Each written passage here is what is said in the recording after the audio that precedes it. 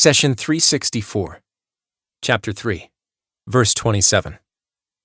تولج الليل في النهار وتولج النهار في الليل وتخرج الحي من الميت وتخرج الميت من الحي وترزق من تشاء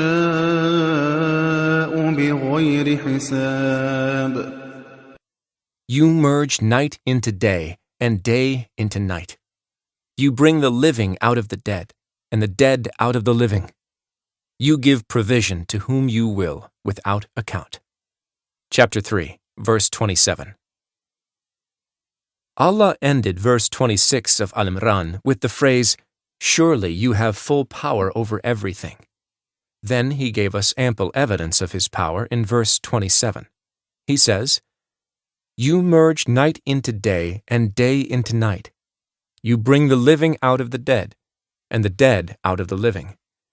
You give provision to whom you will without account."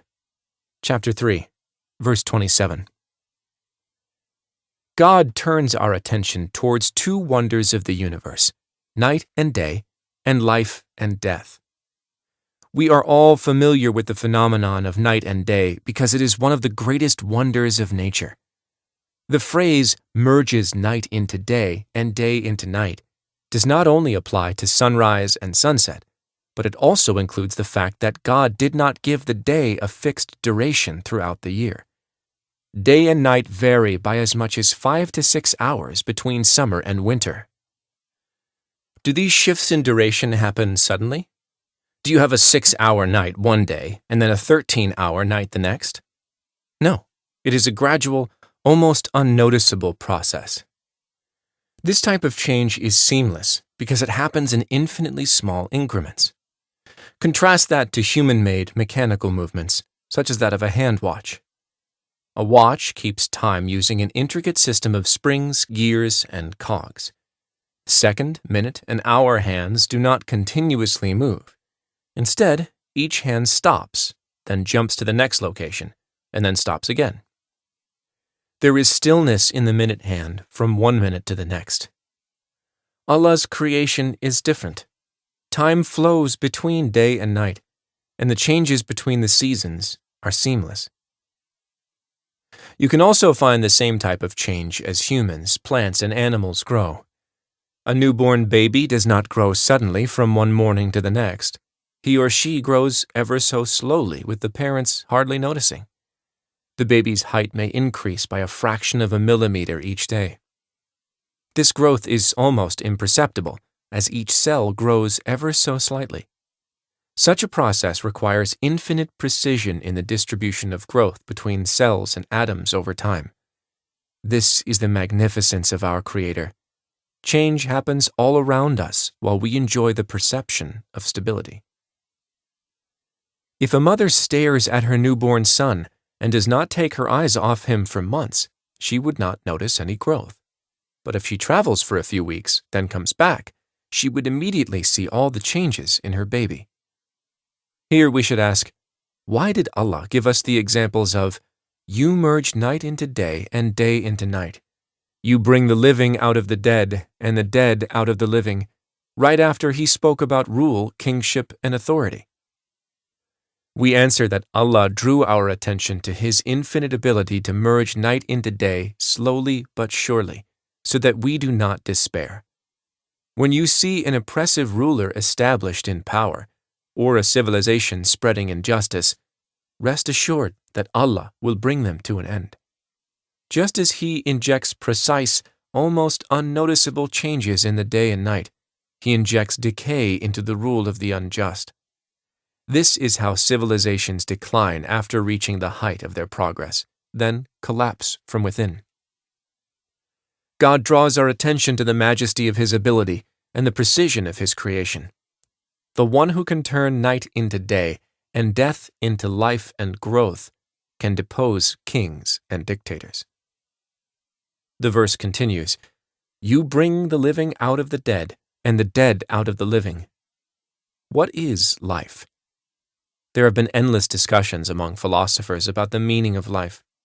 Some said that life is awareness. If you are aware of yourself and your surroundings, you are alive. Others said that life is movement, and so on. All these definitions are based on our human experience.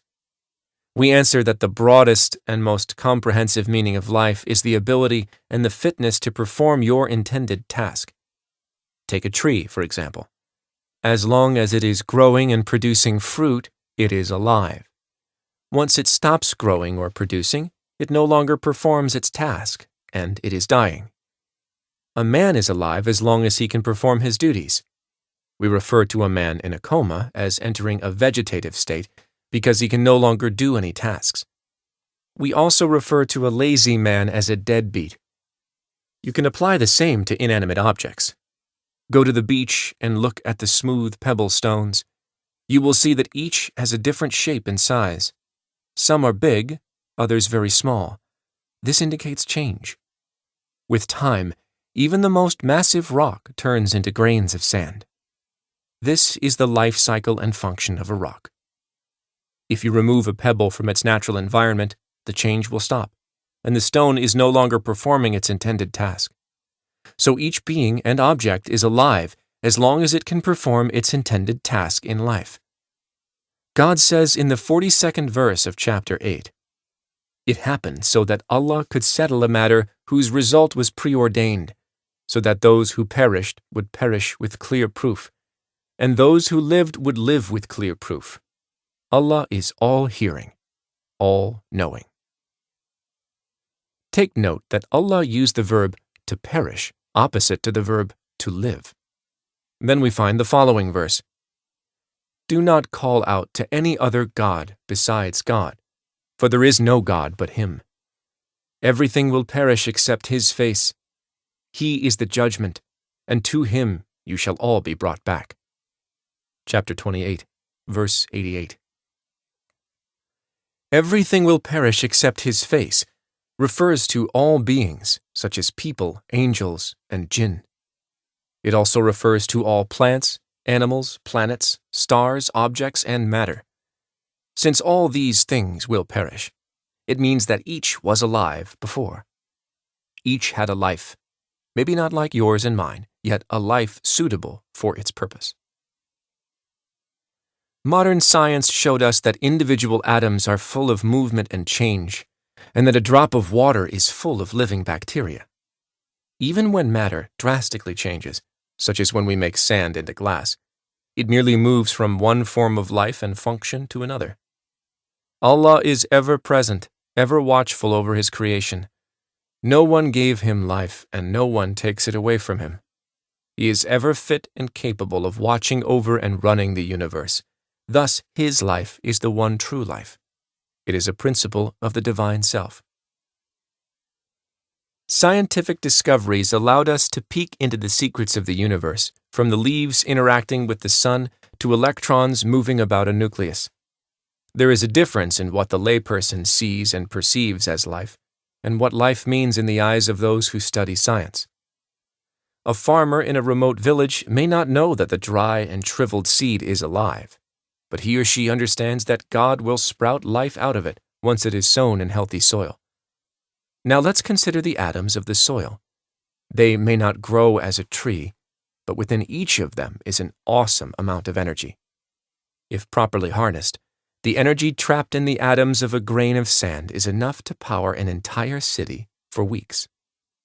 Thus, when a scientist reads the verse, "You bring the living out of the dead, and the dead out of the living," he or she will have a different understanding than when an ordinary person reads it.